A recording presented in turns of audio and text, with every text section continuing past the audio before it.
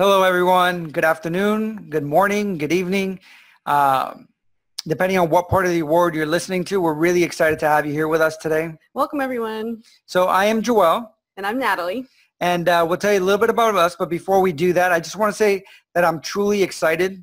We're truly excited to share this information with you because it's transformed our lives, not only at a professional level, but also at a personal level. And we'll tell you a little bit more about that. But to tell you a little bit about my background, my educational background, I have a master's in counseling, and I'm finishing my PhD in psychology with an emphasis on happiness, particularly eudaimonic happiness, which is the happiness from within.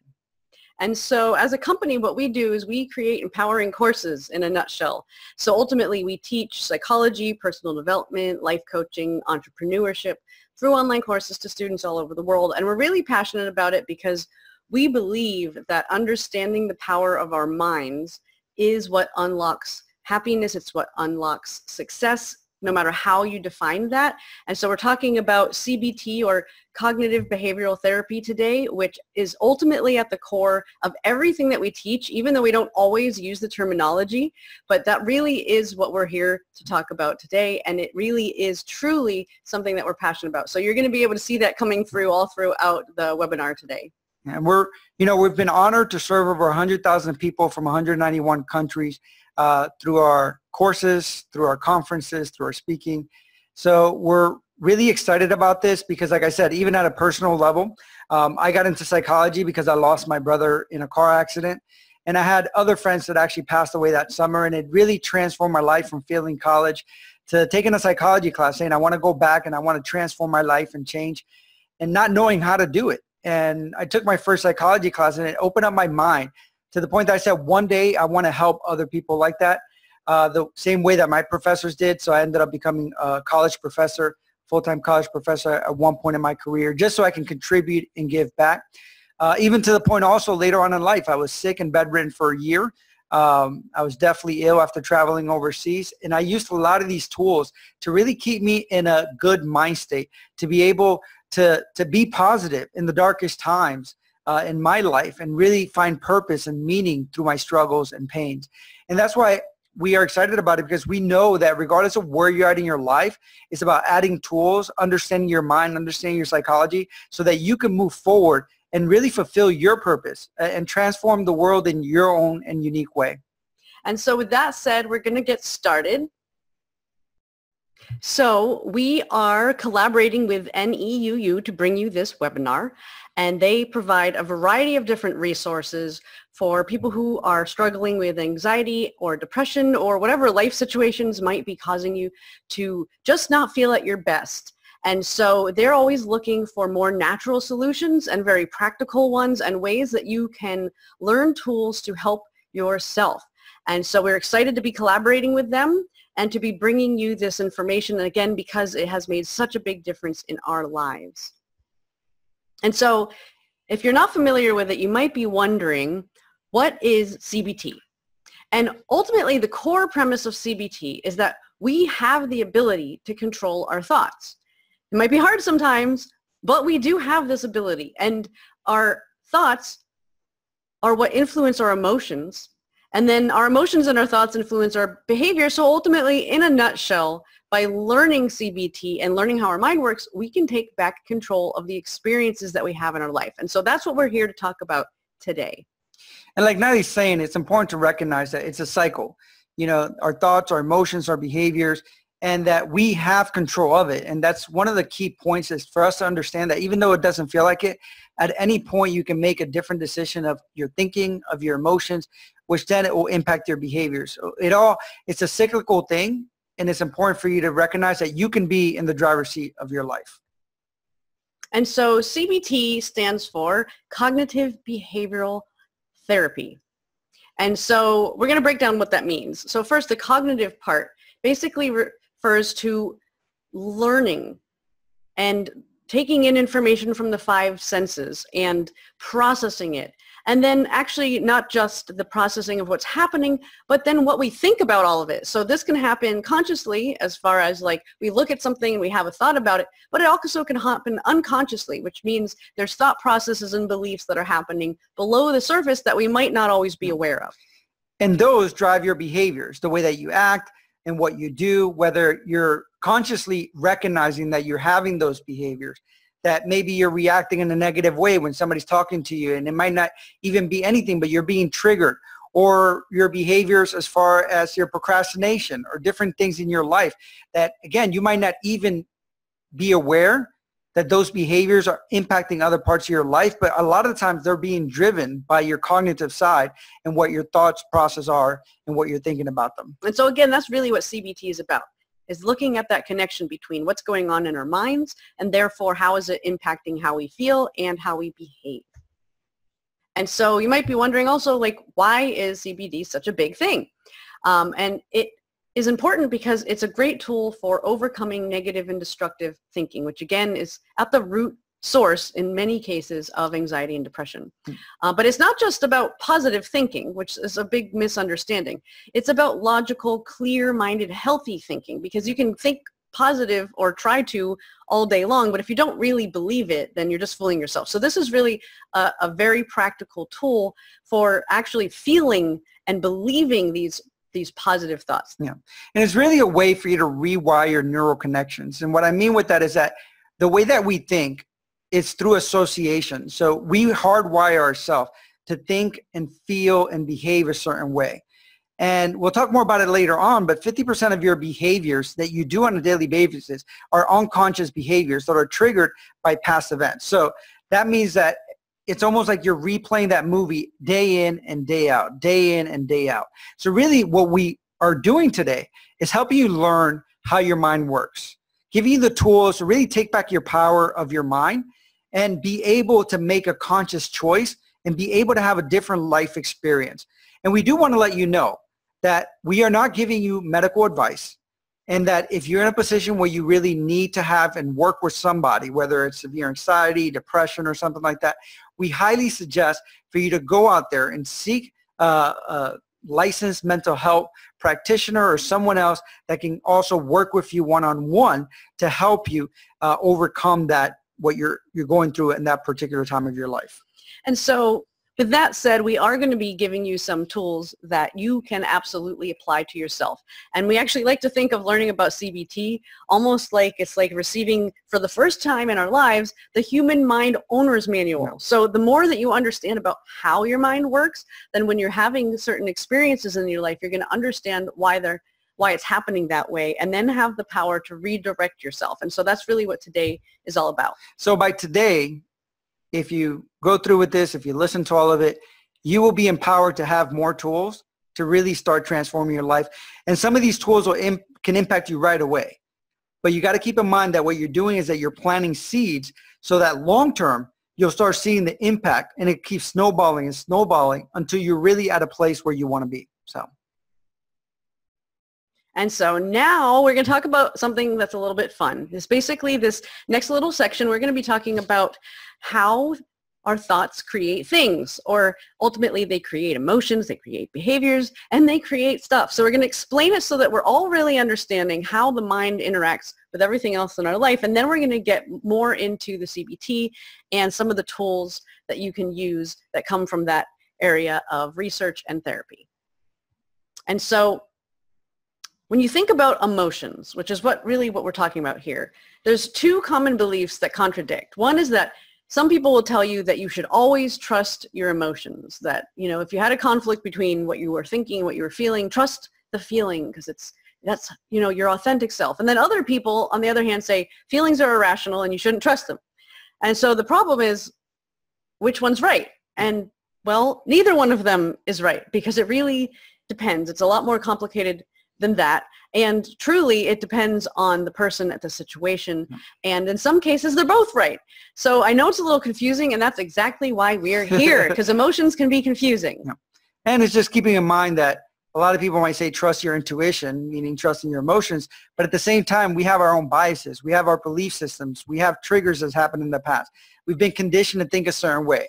So maybe we have this fear that comes up, when that fear might be irrational. That belief system might be irrational. It might be something that somebody planted in our brain, but it doesn't serve us long term. So it's always important to be able to explore those things so we can move forward.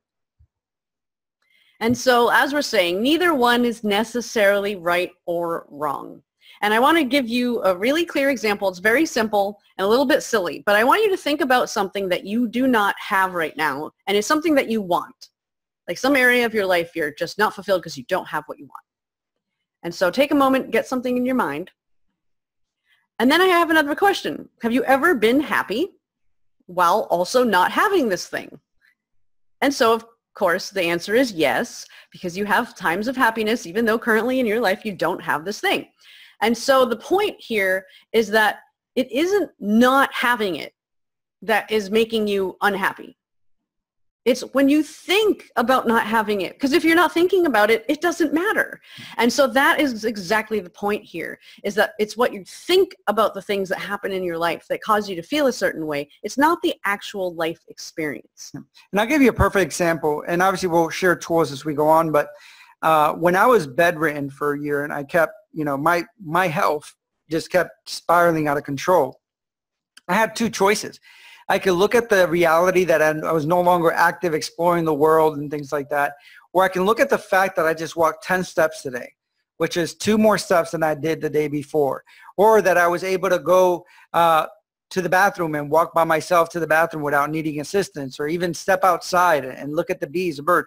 So it was really my ability to reframe my reality and choose what I was looking at that made the biggest impact.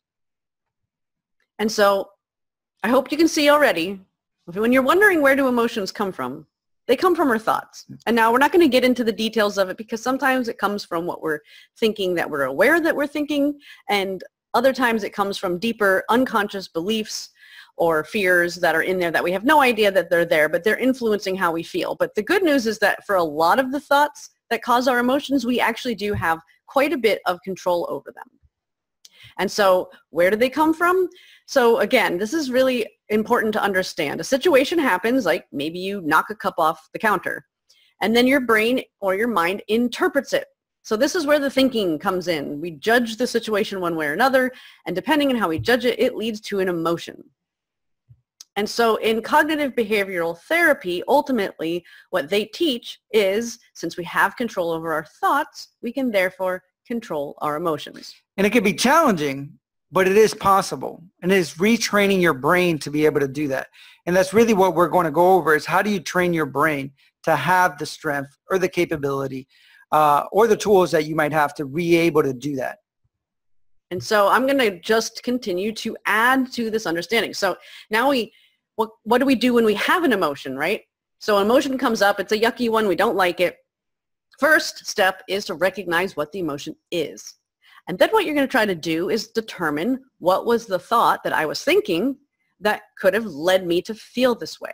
And then you can change the thought, which we're going to get into how to do that, which then will change the emotion. So I hope this is making sense, that how these things fit together, and that the thought is that pivot point between the actual thing that happens in life and the emotion that we feel about it. And so again, changing your thinking, what does that really mean? There's ultimately 2 ways to do it. And the first one is focusing on something else. So you literally can just distract yourself. You can put on a song. You can look at a YouTube video. You can watch the birds outside. You can take a walk. There's so many different things you can do to distract yourself from this line of thinking. And that's where mindfulness really comes in.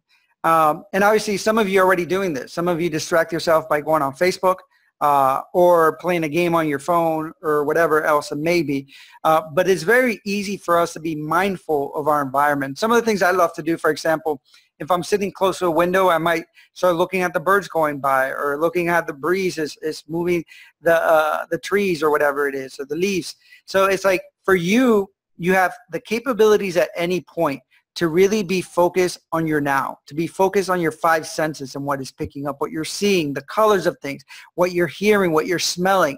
And, that can help you stay more aware of your present moment without being caught in thoughts that are impacting your life. The other part is also finding a new perspective. And what I mean with that is reframing your current situation. You can choose to see something as negative, or you can choose to see something as an opportunity to grow. For example, again, when my brother passed away, one of the things I saw was as an opportunity for me to embrace my purpose and give meaning to his life. So that actually empowered me. Even though I went through, a lot of psychological issues at the time, obviously, going through something like that. But it really empowered me to say, what can I learn from this experience and how can I impact the life of other people? So every situation you can think of is life, that life is happening for you and not to you. So if it's happening for you, then you can find the blessings of any situation. And I hope you can see the common denominator here. When we're talking about changing our thinking, it's really pointing out that we do have a choice about our thoughts. It's that our thoughts are not who we are.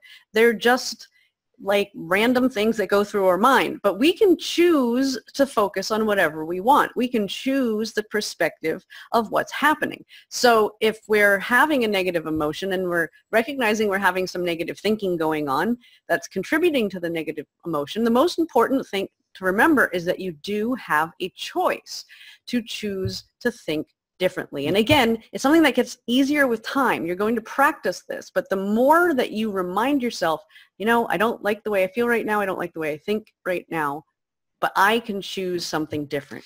And you also got to keep in mind that negative emotions are very addicting. Actually, some studies have shown that it can be just as addicting as drugs.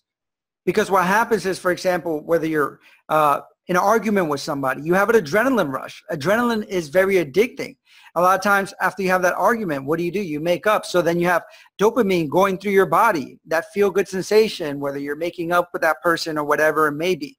A lot of times we get addicted to that negative emotion. We get addicted to our own neurological chemicals that are going on. And it's a way for us to replace those situations and get addicted to more positive emotions, because what happens in your body gets used to this. So it looks for situations that are negative in our own life to fulfill a need that we have.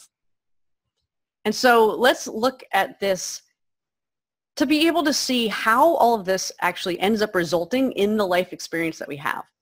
And so ultimately our premise is that everything is created by thought, literally everything. And so let's think about the situation. So say you knocked over the cup that I mentioned earlier and broke it, and you had an emotional reaction to it, and you were upset, you were angry, and then because of that emotional experience, you made a decision to behave a certain way, and you got mad perhaps because someone had put the cup there and that's not where the cup should have been, and you were mad at them for putting it in your way, and therefore it was their fault that you broke the cup. And so you make the decision to yell at the other person. So you take an action based on that decision. And then because you were mean and nasty, you basically get told you have to sleep on the couch. And so that's what these little images are representing.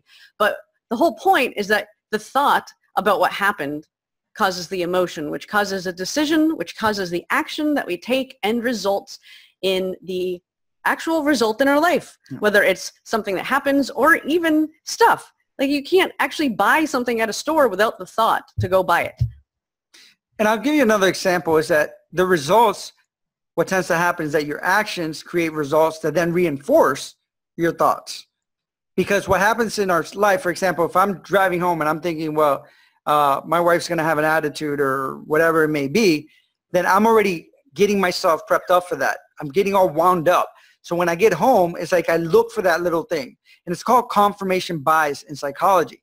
So whether we think that this person's not going to like us, what our mind is looking for, because we have a part of our brain called the reticular activating system that's very goal-orientated. So in a conversation, if we feel like this person's not going to like us, we're looking at all those subtle things that they might say, do, just to conform, just to make ourselves feel like we were right.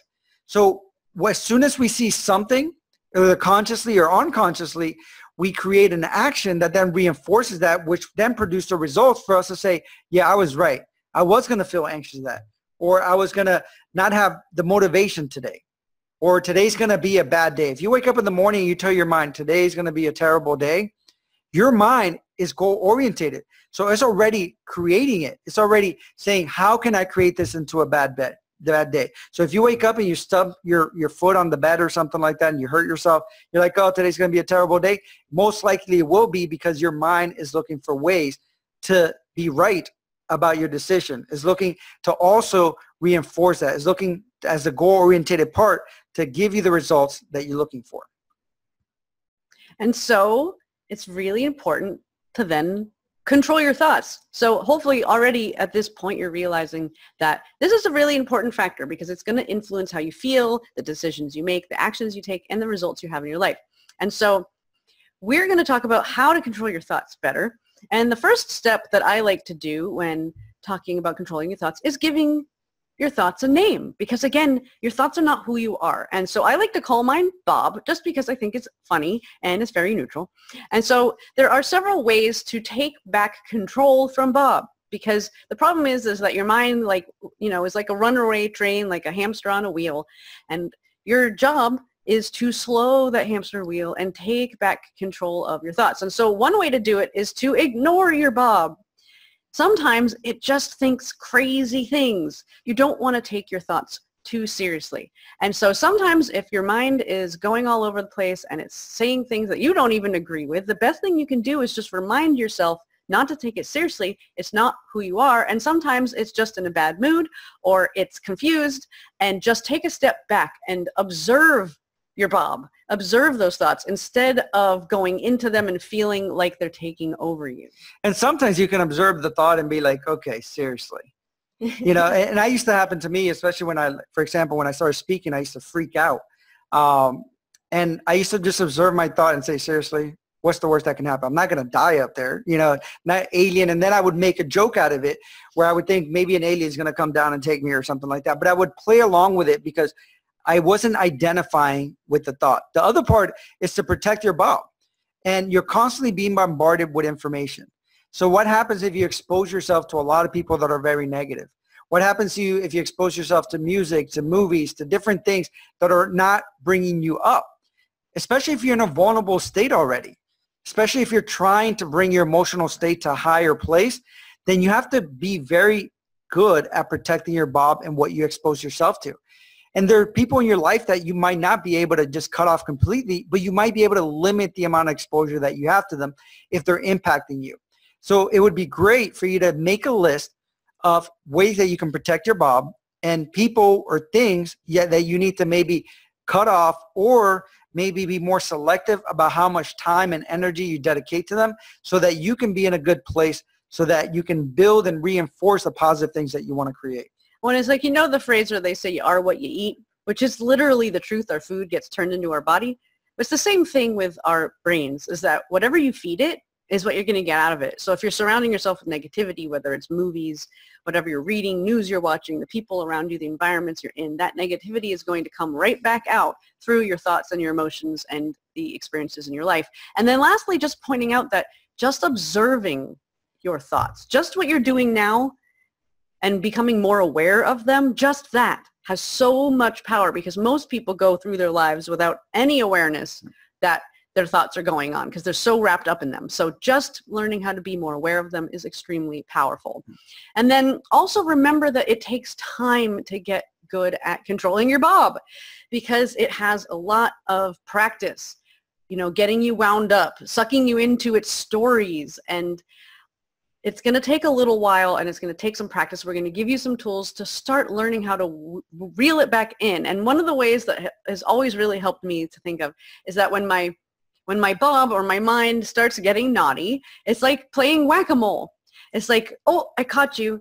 And the whole point is that when you go and you get stuck in these negative thinking tangents where it's almost like you don't even realize what's going on. And then all of a sudden you're like, hey, wait a minute. My mind is acting a little crazy. And so the whole point is to intercept it, to catch it in the act, like whack-a-mole. So you just want to be on a lookout almost for your negative thinking. And then when you catch yourself doing it, it's just, I like to think of it like you're whacking Bob on the head.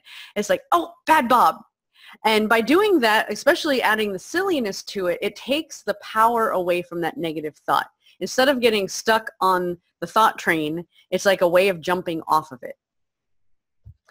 And so now we're going to talk specifically about CBT and what it really means. And the core part of CBT is something called the ABC model, but in this situation we actually add a D in there, which is very common. because the ABC explains exactly what we've just been talking about. And then the D is basically, what do you do to fix the problem? So A stands for activating event, which is what we're talking about, some sort of something happens. Sometimes that something is our thought. Then there's the belief. That is the thought we have about it. So again, something happens, you think something, you have an emotion. It all happens really quickly, but there are ultimately multiple things going on there. Then we have a belief or a thought about it. And then the consequence could either be the emotion that you have as a result or what actually happens because of the action you take. And so again, this is how CBT looks at everything we just talked about. And then D is for disputing, which is where we go in there and we question those thoughts to try to change them and therefore influence how we feel and act. And by disputing them, what you're doing is that you're taking their power away. By being able to show that maybe you're not fully correct on your thought process. Maybe there are other options. Maybe there's a different way of looking at the situation. So just by doing that, you take the power away from it, from that certainty of that negative emotion, that you have a choice. And so let's look at this in a little bit greater detail. And so the this ABCD process is actually a journaling process.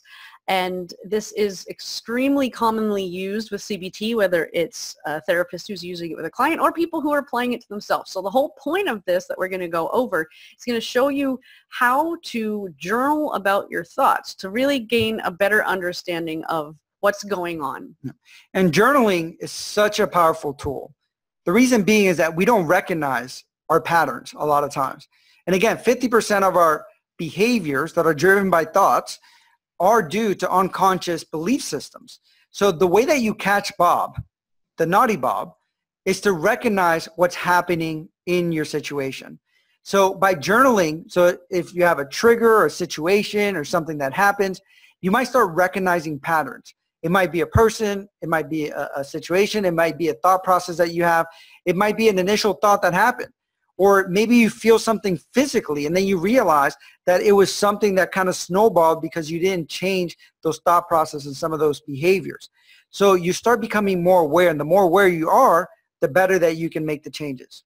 And so here's how the journaling process works. And you can actually do this in the moment that it happened, if you have the ability to do that, but you can also at the end of the day reflect back and say, what were those emotional experiences? So what we're looking for as far as an activating event, the way that you know that there was something that happened is you had emotional reactions. So maybe you felt really sad today. Maybe you had a moment where you were extremely anxious, or maybe you were angry or some other emotion. But so whatever it is, the activating event you're looking for is, I'm having a negative emotional reaction.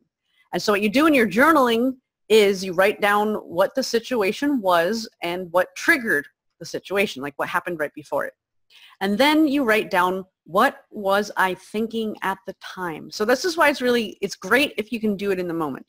You can write down, just like keep a little notepad with you, or you can write it in your phone, or just scribble it on something. You can always add it to your journal later. But if you can do it in the moment, this is why it's important, because it's going to be easier to remember what you were thinking while it was happening if you catch it right in that moment. But if you can't, then again, these are the questions.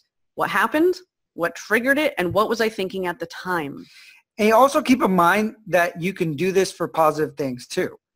So if you want to create more happiness in your life, one of the best things that you could do is also journal about that triggers, situations, things that are happening that made you feel happy. Why? So that you can create more of it. If you find that certain situations, certain belief systems make you feel empowered, get you excited about life, then when you journal them, what happens is that you can choose to do more of that. But, and obviously, like Natalie is saying, you could do that at the end of the day as you reflect, but really the faster you could do it, the more detail you're going to have with it. So whatever you have a situation, write it down right away if you can. That way you can get as much detail and insights as you can. And so then let's look at the second step, which is B for beliefs or your thoughts. And so again, you're going to have, if you're having a negative emotion, you're going to be having some negative thinking going on. So what you're doing here is you're really questioning, what am I thinking that's negative that's causing this emotional reaction? So am I focusing on the negative aspects of what's happening? Am I judging the situation? Is there something that I'm assuming? Am I worrying? Am I feeling judged by other people? Am I thinking like all or nothing thoughts, like, either this happens or I'll be miserable forever. And so really it's just a matter of reflecting on, how is my thinking negative? In what way am I causing negativity that would then make me feel this way? Yeah. And then, really looking at your sources of your thought, why are you thinking that way? It's sometimes our past experiences that we have. Sometimes we have a belief system or fear that something's going to happen. Some of those assumptions that we carry with us. And a lot of times it's from our upbringing or from the people around us. The way our mind works, we're social beings, we're social creatures. So we're constantly learning, even from the things that we see on TV and things like that. We're learning what we should be experiencing. We're learning what expectations we should have. And should be like one of those words that that you look at that can be very detrimental and give you a red flag, because I should be feeling this way, I should be doing this. But it's also understand that you shouldn't be judging yourself, that it's okay to feel a certain thing. For example, a person that has fear of speaking in front of the crowd, sometimes they'll judge themselves, and that's that negative thinking. They'll assume there's something wrong with me, or they'll have worrying. What if this messes up? What if I don't do this right? And then feeling people are going to judge me. What are people going to think? But a lot of the times what we're doing is that we're assuming the worst case scenario. So we're saying all these what ifs. So what if this goes wrong? What if this happens? What if I'm not good enough? What if we change those what ifs to something positive? What if I go out there and I rock it and I do amazing? What if today is going to be one of the best days of my life? What if this negative experience could actually be the biggest blessing long-term for me? So it's understanding that we have this negative thinking, but that we can always reframe it to something else. And that is part of what we're going to get to almost next. So again, before I talk about C for consequences, let's just recap there. So ultimately, you identify you're having a negative emotion, and so you're writing down what exactly happened and how you were feeling. Then you're looking at what negative thoughts were going on and why do I think those negative thoughts were happening? Like, what do I believe or what's going on that would cause me to think that way? So now we're on to C. Okay, so what are the consequences of this? So the consequence is also how are you feeling about it? You'll notice that the feeling part kind of is in each section. So sometimes the emotion is the cause of something, but sometimes it's the effect, or both, because it's a big cycle like what Joelle pointed out before. And so because of this situation and because of these negative thoughts, how am I feeling? And then how is it impacting my decisions and my actions? And also projecting out to the future, what would be the consequences if I continue to feel this way and I continue to act this way? What is going to happen in my life? So you're putting some real consequences to it. And this is something a lot of people don't do. They just take their emotion as it comes at the moment, and they never really question it, and they don't look at the long-term implications of if they act on that emotion. So this whole point of this journaling exercise is to really get us to analyze our thoughts, to take the power away from the thoughts and to put the power back in our own conscious mind to be able to know exactly what is going on in our minds rather than just feeling like we're the victim of it. And so then it brings us to D, which is the disputing part. And this is the part where I was talking about, which is really where you start challenging your thinking. You can ask yourself, is this true? Is there any evidence that I might be wrong or that there might be another alternative? Because if you create doubt of that belief system, then you're taking the power away from it.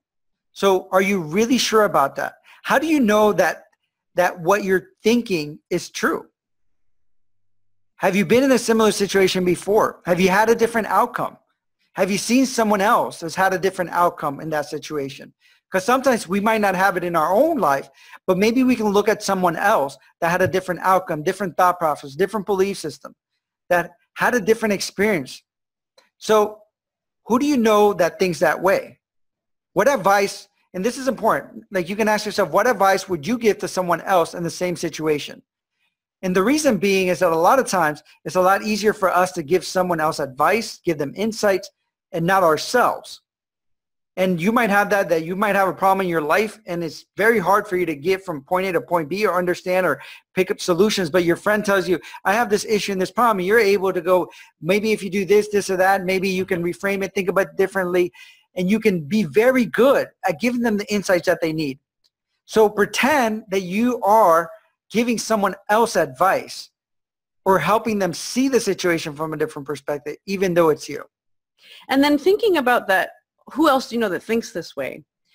You could look at that both from a positive or a negative perspective. So if you're having a negative experience and you're having a negative emotion and your thinking is all wonky, you can ask yourself, okay, who do I know that thinks this way and behaves this way, and what results are they getting? Is this working for them? You know, because in some situations you might have learned a certain way of thinking or a behavior from another person. And if it's not working for them and their life isn't successful and they're not happy, then it's not going to work for you either. So again, it's just another way of questioning your thoughts and your beliefs and your emotions and your behaviors. And then also looking at, have you been in a situation before that's similar? And so maybe you're feeling extremely overwhelmed, and you feel like it's the end of the world and nobody likes you, everything's going to go bad, you're going to fail. But you might be able to reflect back and say, you know what, I've been in this situation before. I felt like this in the past, and in the end, everything was okay. It worked out better than I thought, and the emotion went away, and it wasn't the end of the world. And it's just reminding yourself that if you've made it through other things, you're going to make it through this. So all of these are just different ways to dispute whatever it is that you're thinking, and to challenge yourself to say, maybe this thing that I think is the worst thing in the world, that's so, I'm so wrapped up in, maybe it's actually not as bad as I think. And it's just called the table leg method. And it's where you knock off the legs of the table to make it fall, because the table is holding that belief system.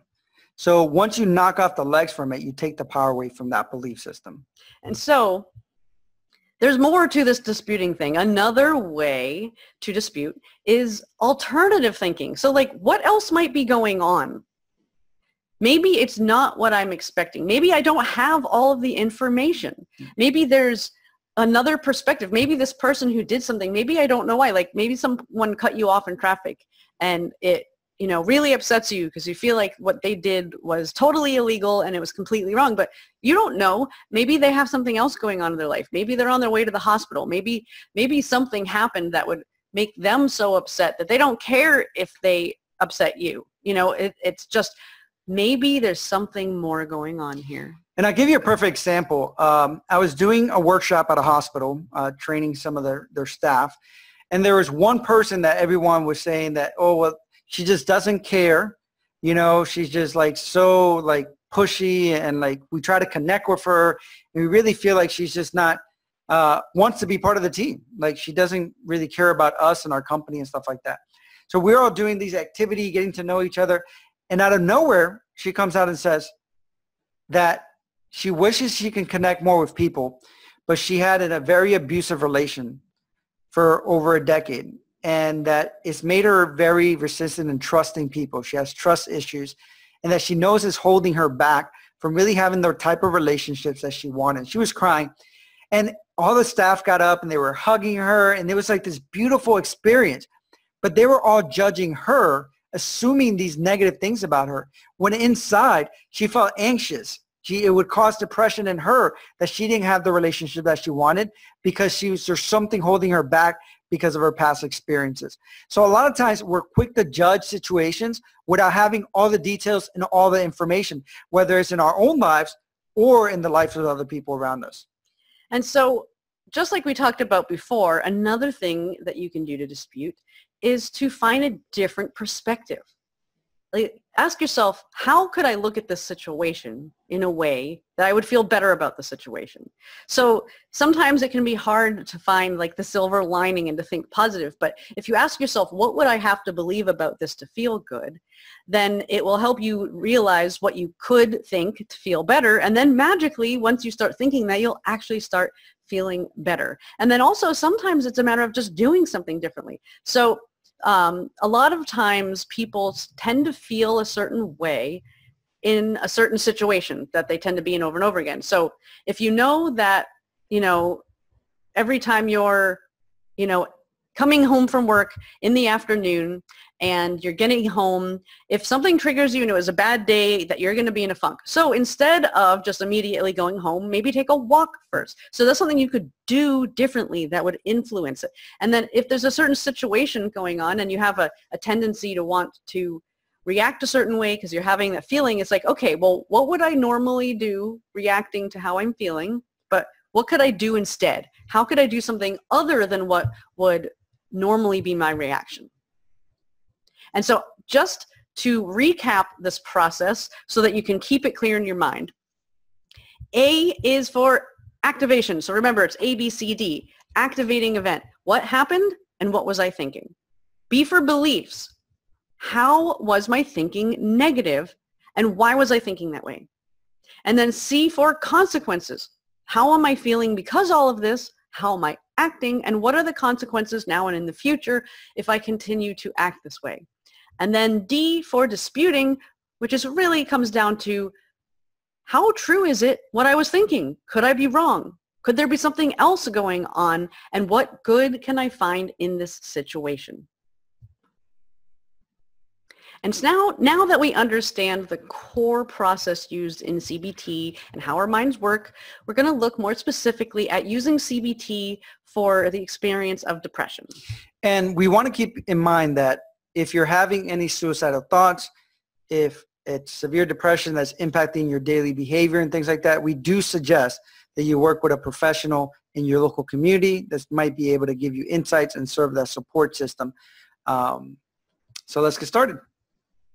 And so what happens with depression is that it tends to come about because we spiral. And so just like what we were talking about before, so something happens, like maybe someone's rude to you, you spill a drink, you got turned down for that job you want, whatever it is, then you have negative thoughts or emotions that lead you into a feeling of sadness. And a lot of times what happens with depression is that we stack these over our experience. So it's not sometimes just one experience. One experience might be at a superficial level that we look at it and say, well, it's because this person triggered me. But a lot of times the stacking of situations that lead us to feel this way, lead us to snowball, lead us to easily be triggered because we're not dealing with the underlying issue that we might be feeling. And so that's exactly what the spiral is. So whatever this thing has happened, and then we're coming from A to B, B for the behavior. And what happens is because of it, we're feeling sad. So we end up staying home. We end up withdrawing. We're not talking to our friends. We're avoiding situations. And so that's the behavior aspect. And then what it does is it leads to a consequence. Consequences that then we feel bad. We're more isolated. We end up neglecting our responsibilities. We miss out on opportunities. We have low energy, which then triggers more sadness. And so you can see clearly how something that happens leads to an emotion and then a behavior that then has a consequence that then feeds that same emotion of sadness. And then we judge it. We judge ourselves for feeling that way, which then makes us feel more depressed. We say, well, I shouldn't be feeling this way. I should have more motivation. I shouldn't have this feeling. I should be doing more with my life. I should have more confidence. Or, we start stacking ourselves into a corner and pushing ourselves into a corner because of those things. And you got to remember that we are creatures of habit, like I stated before. 50% of our daily activities are unconscious. So then we get stuck in this old pattern of doing things. We can create, though, a different reality if we want to. And we have to consciously choose to do that. And so again, that's what this entire point of our conversation is about, is that yes, it's true that all of this tends to happen habitually, but that we can learn new ways to think. We can take back control of our bob and we can create new patterns and habits. And this spiral process can actually happen in a positive direction. Yeah.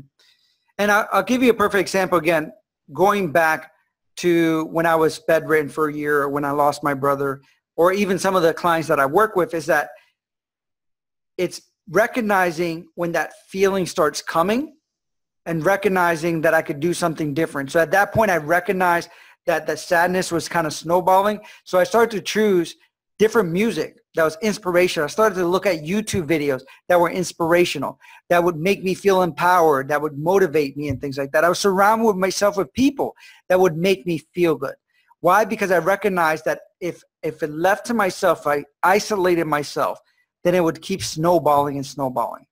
And so that brings us to the next question. So what's the solution to depression, or this spiral of thoughts and emotions and reactions and outcomes that then leads to more depression? So the solution, there's several, but one is to not let our emotions determine what we do with our life. And so what do I mean by that?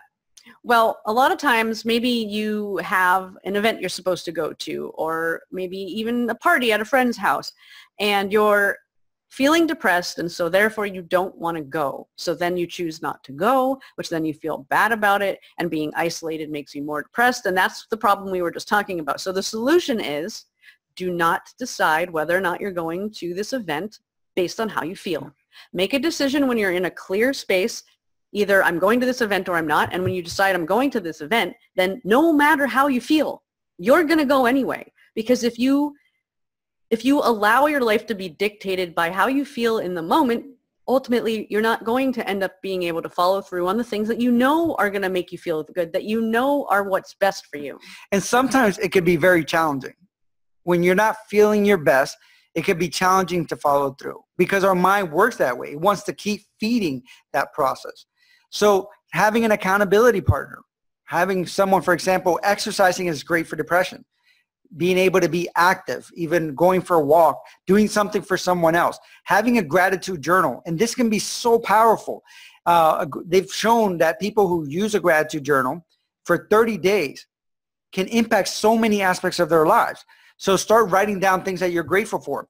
When I've had challenging situations in my life, that's one of the first things I start doing. I start writing down things that I'm grateful for, because you can't be in a state of depression when you're in a state of gratitude.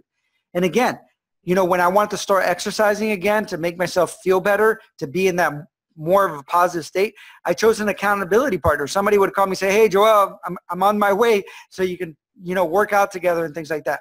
So letting those things help you move forward. And so the most important thing about what he's saying here is that if you're going to be doing a gratitude journal, if you're going to do it every night, you do it every night, regardless of if you feel like it. If you're going to say, I'm going to exercise every Monday, Wednesday, and Friday at 11 a.m., you are going to do it at 11 a.m. regardless of how you feel in that moment. Because if you allow yourself to wait to live life until you feel like it, then you're going to be holding yourself back. And so that is a really big thing to keep in mind. And another thing that I would add, it's also, you know, emotions are physical. So there's something called incantations and affirmations and things like that. And for example, for me, even after, you know, when I failed college, I had to go back and I had to reframe the way I thought about everything. So I had sticky notes all over the house of things like, Joel, you're a genius. Joel, you're a genius. I used to tell myself that. It's like, Joel, seriously, you failed college. You're not a genius. But having those words all over my wall, so putting things that are reminders for you of all the positive things that you can be grateful for, the things that you're going to be doing, that you're committing to be doing. And then having that physical. So saying, Joel, you know, I'm going to feel great today. And then moving your body, because your mind works at a physical level too. So if you have a specific behavior, like even smiling, when you fake smile, the brain actually produces chemicals to make you feel good. Even if you don't feel good, your brain because your brain recognizes that you're smiling. It's telling itself, well, Joel, you're smiling. That means that you must be feeling good or better. So let's produce those chemicals. So again, there's a physical reaction to it. So whether you look at yourself in the mirror, you smile in front of the mirror, you put your shoulders back in an empowered state and you say, today is going to be a great day. Today is going to be a great day. I love myself. I feel great. I'm going to take on the world. Whatever it is that you need to tell yourself, do it on a consistent basis, because if you incorporate your body, and there's like some power poses, like putting your hands up in the air like you just won a marathon or something like that. Those are poses that the brain recognizes as power poses that can help you feel better. And what's awesome is that those are great examples of how you're not just waiting to feel the way you want in order to do the things you want to do in life. You're actually creating the emotion within yourself. You're saying, I'm not going to wait for life to be the way I want in order to feel good. I'm going to do the things that are going to make me feel good anyway. And so other solutions, we already talked about the ABCD process, and really whether you're journaling it down, which is the best way to do it, but even just going through the processes in the moment by asking yourself the set of questions. So maybe just keep like a little summary of it in your phone or in your wallet or something to help gain awareness of your thoughts. So being aware of them is one thing, but actually asking these questions helps you get to a deeper level of awareness, and that's something that gets better and better and better with time.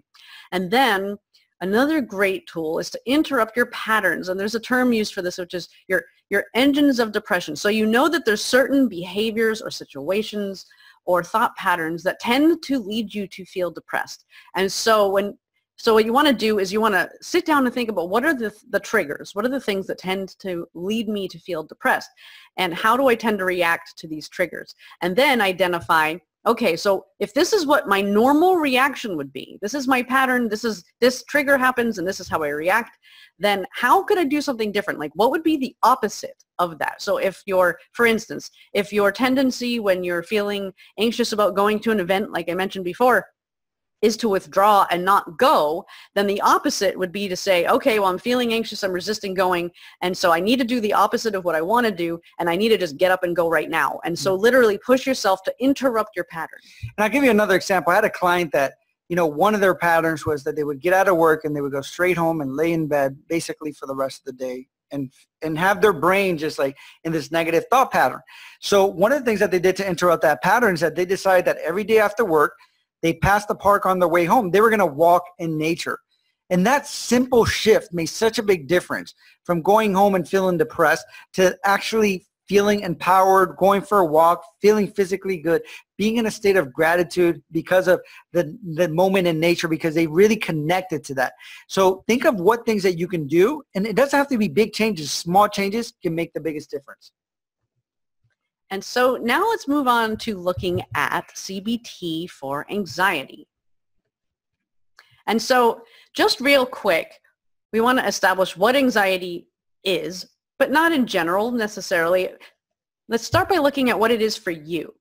So just ask yourself, how would you explain to someone else what anxiety feels like from your perspective? Like, how would you describe what it is? Because we can talk about what it is in general, but it really makes more of a difference if you understand how it is from your own perspective. And then also, once you identify what it is for you, then you want to look at, well, basically, what are the consequences? How does it limit you? How does it hold you back? Because you want to understand why the anxiety is causing a problem, because that's motivation. That's the fuel for why you want to learn and practice what you're learning in this webinar, to be able to apply it to your life so that you don't have those negative consequences. And I also want to remind you that anxiety is normal. Feeling nervous, feeling anxious. But again, if it's something that's really impacting your life at a very deep level, is creating suicidal thoughts, and we do suggest that you work with a local professional. But I want to make sure that people know that sometimes we judge a situation how we feel without recognizing that, for example, if you feel a little anxious when you're around certain people and having communication, that there might be people that you're actually talking to that feel the same way. So it's important to recognize not to judge that feeling, but to help understand that feeling so then you can do something different that changes it. And so again, just so that we're all on the same page, general anxiety is ultimately what they say imagine-based, which basically means it's caused by your thinking. Our thoughts get out of control. It causes us to feel anxious. And then social anxiety is excessive worry when we have to interact with other people, or maybe we fear confrontation, maybe we fear being put on the spot. Everybody has a different experience, and like Joelle's pointing out, everybody experiences this. Everyone has anxiety to some degree.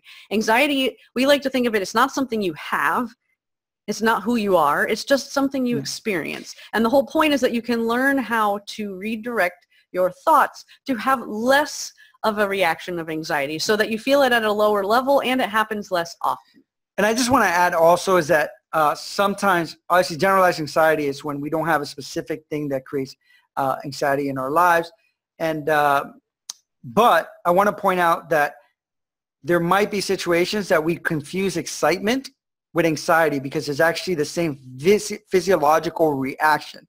For example, and I also help myself reframe from that situation. When I'm going to go speak somewhere, I can easily say, Joel, you're feeling very anxious right now. But I choose to say, Joel, you're very excited. And I keep repeating that to myself. And that's how I got more comfortable with doing some of these things. When I was going to go to a social event that made me feel a little uncomfortable and anxious, I would tell myself, you're just excited to meet people. Because reframing it can also be very powerful. And so I'm going to go over what's really going on when we're experiencing what we label anxiety. And so it is a natural physiological response. So some sort of stressful event will trigger us to go into what's called a fight or flight response. And so basically there's hormones that are released in our body like adrenaline and cortisol, and they're going through the body, causes the heart rate to go up, rapid breathing. Sometimes some people get clammy hands, and this is a physiological real experience that people have in their bodies. And then sometimes, like, you know, some people might say they have butterflies in their stomach. And so ultimately this is a side effect of this fight or flight response, because what happens is that when we get anxious or nervous or excited, then the body says, I'm going to need all of this blood to go to my muscles and my brain and away from my digestive tract. So the butterflies you feel in your stomach are literally the blood leaving your abdomen. So that's what's actually going on physiologically when we are experiencing anxiety. And so the question is, why does this fight or flight happen when you're not in a situation like being chased by a saber-toothed tiger like our ancestors used to? Because that's how it developed. Like, the fight or flight system is like the most ingenious thing that the body came up with. It's like you're under pressure, something is happening, you're going to get eaten by a tiger. So you need your body to, you know, increase your adrenaline and give you energy and put all the blood in your muscles and make you think really fast. So then what happens when we aren't actually being chased by a tiger, but yet we feel that way anyway? Yeah.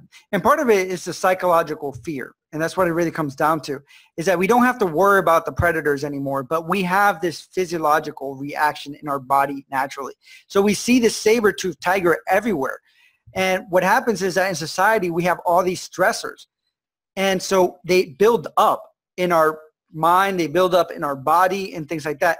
It's the accumulation of stress that then creates these minor triggers. See, the way that our brain was wired is that we'd rather be wrong the majority of the time. Because what happens if you're living in an area where you do have these saber-toothed tigers that might eat you, is that if you hear noise, you'd rather be wrong 100% of the time and run away and assume that that's a tiger in the bush. Yeah, and run away, then actually go there and say, let me check this out. Maybe it's just me overreacting.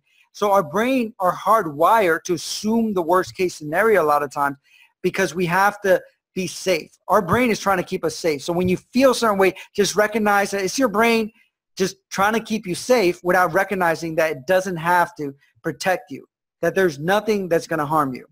And so the biggest thing to recognize here is that we're having this fight or flight experience called anxiety, ultimately because we're imagining that these problems in our life are much bigger than they really are, which of course it doesn't take away the realness of the experience, but knowing that it's just a natural reaction and that if we change the way we think, we can change reaction is a very powerful state to be in. And so there are a number of different techniques that you can use to counteract and prevent, more importantly, prevent this type of fight or flight response. And so the first one is breathing. And we're going to go over a very quick and easy breathing technique, but paying attention to your breath in general and taking just a few deep breaths, even something as simple as that, can make a really big impact on how you feel, because it's the opposite of your body's natural response to fight or flight. It wants to breathe either shallow or extremely fast or hyperventilate, whereas if you can calm and consciously direct your breathing, it counteracts that physical reaction in your body. And so square breathing is super simple. Ultimately, you just take a deep breath for 4 seconds, you hold it for 4 seconds, you allow it to come out for 4 seconds, and then you pause for 4 seconds and do it again.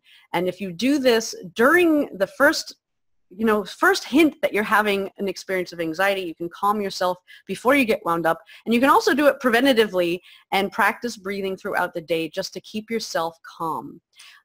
And one of the things to also remember is that this is part of being mindful.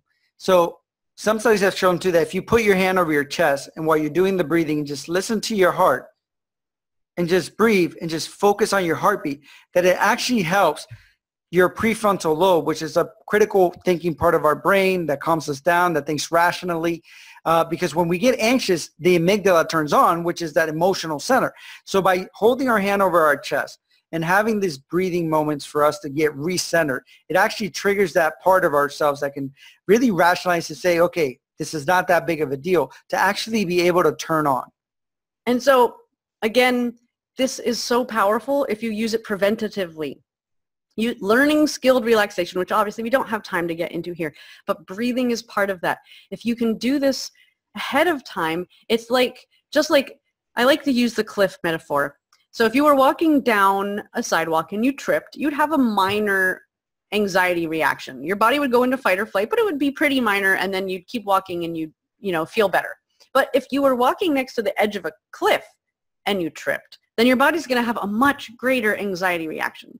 And so the whole point of using skilled relaxation when you're not feeling anxious is it keeps you further and further away from that cliff. Because the more anxious and the more stressors you have going on, it pushes you towards the edge of the cliff. Whereas if you can back away from it and you're feeling really calm, then if something happens, you don't have this really spastic reaction to it because you were in a calm place to begin with. And one thing you want to remember is that when you try these techniques like breathing techniques and other things, or listening to meditative music, or putting your hand over your heart, your brain develops the association of relaxation. That means that you should be doing this when you're not feeling anxious. You should be doing this every day where you're taking some time to really relax and breathe, and then even put your hand over your heart or hold your fingers in a specific way, or something else that helps remind your brain, okay, he's holding his fingers in a specific way. He has his hand over his heart. This means it's time to relax. Because once your brain understands that what you're doing means it's time to relax, when you do start feeling anxious in a different situation, it means that it will trigger you. For example, I used to use a lot when I was healing from being sick, snapping my fingers. So I would visualize myself in these very positive states of feeling great, feeling grateful, and just being relaxed. And I would snap my fingers when I would feel that. So when I was out in public, since I was building myself back up because I was socially isolated for a year, been bedridden, that I would snap my finger and it would get me in that relaxed state.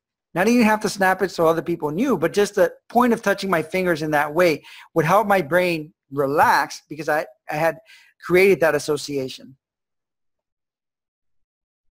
Okay, so now let's take a look at another tool for, this one specifically for overcoming worry. And this one's called decatastrophizing, which ultimately means we tend to worry and make things like this big, hairy deal, when the truth is, it's very unlikely to turn out as bad as we tell ourselves it's going to be. And so the first step is to ask yourself, what is the catastrophe that you are worrying about?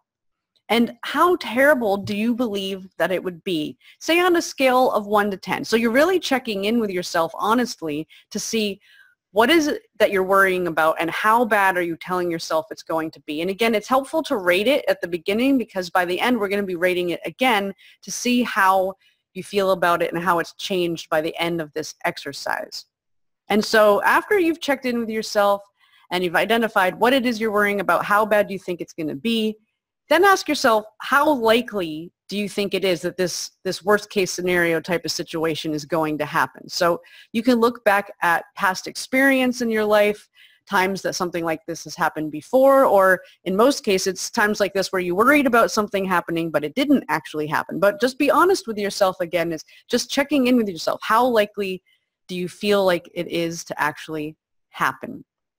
And then the next step is to more clearly identify what is the worst case scenario. So whatever it is you're worrying about, take it as far to the extreme as you can go. What is truly the worst case scenario of what could happen, and how bad do you feel like that would be if it happened? So again, this isn't meant to like get you all paranoid and worried in a worse way. It's just to really check in with where you're at currently, so then you can shift yourself out of it. Yes, and then you would also look at how would you cope with it if it happens? Because a lot of times when we have an idea or a strategy or solution, it makes it a lot easier to then go into a situation because we already know that we have the tools to be able to move forward. So ask yourself, what strategies, people, abilities, or other resources do you have that would help you? And again, this is critical because if you have this in place, then it releases some of the anxiety, some of the tension, some of the worry, because it lets you know that if it does happen, then you already know some of the things that you might be able to do.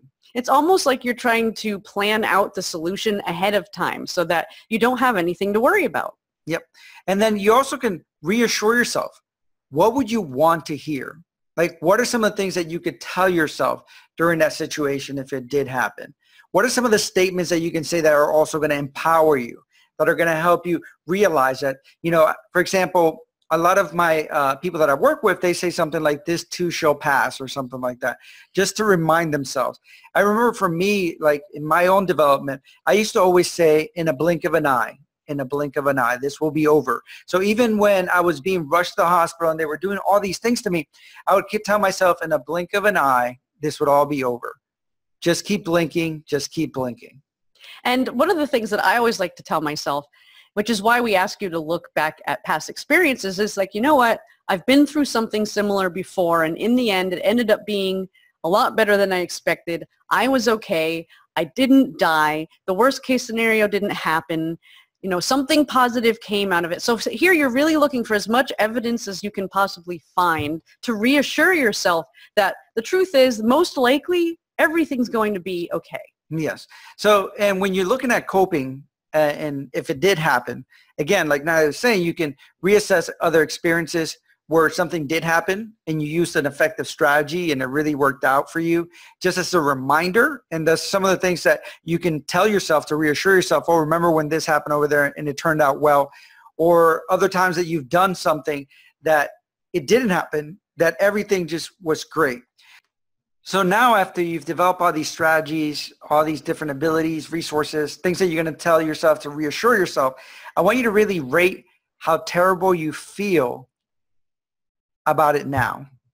Because the truth is that you might feel differently. That's the whole point of this activity, is that when you first started looking at it, you were really worried. But now, after you've looked at all of the reasons why you don't need to worry so much about it, you're wanting to check in and see how much better do you feel about it. And the truth is that you might need to repeat this process multiple times. That's really how it's designed. So you get yourself maybe from a 10 level worry down to a 7 or 8, and then you can go through the process all over again, and you keep doing it until you get to a place where you're just feeling more relaxed, more confidence. It doesn't mean you're not going to feel any nervousness about it at all, but you just get yourself in a more healthy place, because every time you do this, you're going to think of more solutions and more reasons why everything's going to be okay. And I'll give you a quick example. Once you have some of these strategies, for example, when I was speaking, I would always say, what if I forgot what I was going to say? And then I sometimes would have an activity in place that I could just cut out real quick, or I would have a joke in my own head. If I did, I would just tell everyone I forgot and just look at my notes real quick. Or even for other people in situations where they feel like they're getting all worked up, having a strategy where they say, well, I'll just go to the bathroom, practice some of these breathing techniques, get myself recentered, and come back out. So again, just having some strategies that are going to help you feel better, that are going to help you feel prepared, so that you know that if something does happen, you have all the tools that you need to be able to move forward. And so now we're going to take a look at another technique, which is called having exposure to the thing, but in a gentle way that kind of eases you into this thing that you're concerned about. And this is such a powerful tool, because once you're exposed to something, and you would do this in baby steps towards the goal of feeling very comfortable or confident in what you want to feel like. So just taking some of the small things. For example, for some people that they get them anxious to be in a social setting, they can visualize themselves in a social setting. They can have a social group that is virtual, slowly having those conversations and things like that. And then maybe have a one-on-one with someone that you know, that you feel comfortable with. And then you move on to being in small groups, and then keep moving forward with being exposed to more and more people. Because what happens is that once you expose yourself to these things, your body becomes more comfortable. Your mind becomes more comfortable. You're actually creating the belief system, the confidence that it's going to be okay. And so another example, so say for instance, you had social anxiety and you were feeling that you just don't feel confident talking to people you don't know.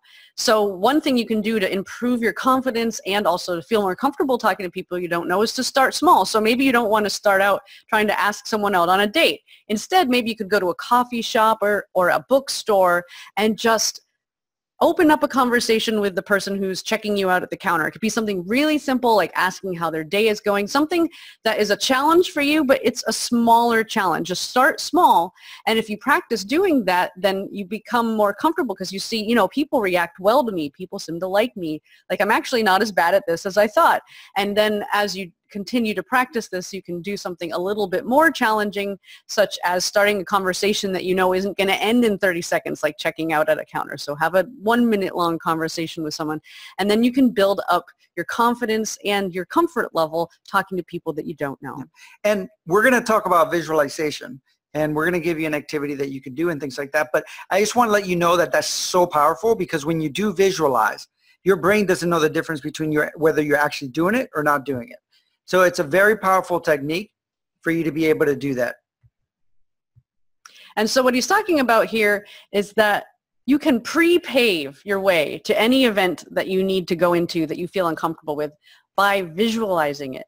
So it's almost like you get a chance to practice the situation before it happens.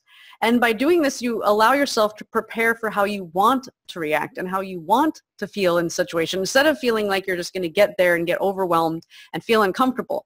So by visualizing the experience, you're going to be able to go there ahead of time, get it clear in your mind the way that you want it to be, and practice it.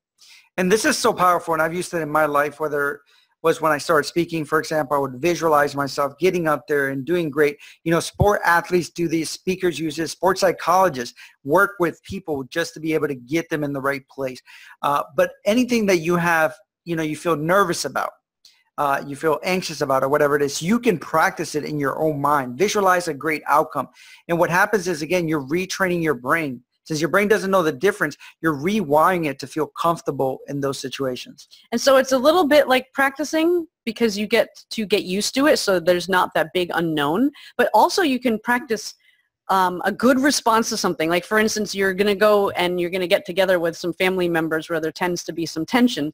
So instead of going into it with an expectation that it's going to be a negative experience, you can go into it in your mind and imagine it going well, and imagine yourself having a really positive reaction, and imagine the people having a positive reaction to you, and it just eases your tension going into the situation. You're feeling better about it, and then not only do you feel better going into the situation because you've practiced it, you actually have a better outcome once you're there. And you can even visualize, for example, Natalie's example about family, you can visualize it not going well with your family and it being stressful, but yet you being in a state of peace through that situation. So it doesn't have to be like you're visualizing something that might not happen. You might visualize it the way you think it might happen. But yet, as you visualize yourself being at peace throughout that process, it helps your mind and your body to recognize that even in that chaos, you can still be at peace. And so we don't want to have this webinar last too long. So we have a great visualization exercise, but instead of going over it now, we're actually going to give it to you as a free bonus video. So make sure you sign up to receive that. So one last thing with this. So what we want you to do is just take some time and ask yourself, how can I expose myself to these things that I'm feel nervous about, right? Or feel anxious about? And how can I do that in small increments? So where can I start that I feel comfortable, and what can I do to help myself build confidence in it and retrain my brain? And make sure that you're picking situations that are actually going to do that, that are going to build your confidence, because you don't want to do something so extreme with it that it's actually going to make you feel worse. Build small and then go big. And so that's all we have for content today, and we so appreciate they're still here with us. Now, if you found that you really love the types of techniques we're talking about and you want to know more about how to use your mind to help yourself change your thoughts and your emotions and your behavior, then we do have a 4-hour-long interactive online course that we go over dozens of different tools and processes that you can use to continue to learn how to use CBT on yourself. And because we are doing this in collaboration with NEUU, we are offering the course for only $34.95. And if you find that there's a lot of other personal development topics that you're interested in, we actually have a membership program where you can get access to all of them for only $20 a month. So it's up to you if you want to dive in and take this further, whether you want to just focus on the CBT or explore some of our other courses, then make sure you check out the link below. Yep. And we have a variation of courses, like Natalie was saying, whether it's mindfulness, whether you're trying to understand psychology better, or whether you're trying to even do something like learn how to say no to other people because it gets you anxious to really stand in your power, or you're really looking to transform your life completely, you're looking to rewrite your story, whatever it may be, we have a number of courses with that you can also join the membership and take. And so again, we are Joelle and Natalie of Transformation Academy, and we would love for you to stay connected to us. So please find us on Facebook. We also have a YouTube channel with a lot of other free goodies in there. And check out our website, and we look forward to seeing you again soon. And we also want to give a shout out to NEUU for inviting us to this webinar. They have a lot of other content. They do other webinars like this, all very much related to helping you to improve your life and to learn how to manage your emotions and feel better. And they have a lot of other resources, so make sure you connect to them as well. Yep, we definitely love what they're doing, and I think that all of us play a different role in helping. You know, what we truly believe that we all are on a mission, we have a higher purpose. So thank you to them for allowing us to do this, for what they do, and thank you for being open, because if you're just listening to this, it's because you're truly committed to transforming your lives. You're one of those few people that are not just saying it, they're actually taking action. And that's really where it starts. So I really commend you. I congratulate you. We wish you many blessings. And even if you don't join any of our courses or programs or anything like that, you know, we have a lot of content on YouTube. Also, you know, we have a podcast you can listen to. Whatever you do, whether it's through us or anyone, just keep learning, keep growing, keep adding tools, because that's what's going to help transform your life. Again, whether it's through us or anyone else. We just encourage you to keep doing what you're doing so that you can find, you know, your inner peace, so that you can fulfill your purpose and really make the difference in this world that you're meant to make. And we hope that of all the things that we went over today, the one thing that stands out is that now you know that you really do have a lot more power than you thought over your thoughts and your emotions and behaviors. And by continuing to learn and practice these techniques, you have the power to master your own destiny.